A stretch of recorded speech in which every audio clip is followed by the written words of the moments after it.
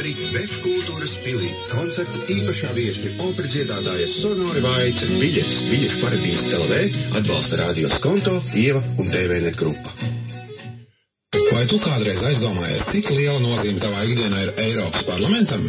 Darba dienās ap 13:40 zvanu uz Radio Skonto, piedalies konkursā Jautā Dācis Melbārde, atbildi pareizi uz Eiropas parlamenta deputāts uzdoto jautājumu un laimēs suvenīru no Eiropas Tautas partijas.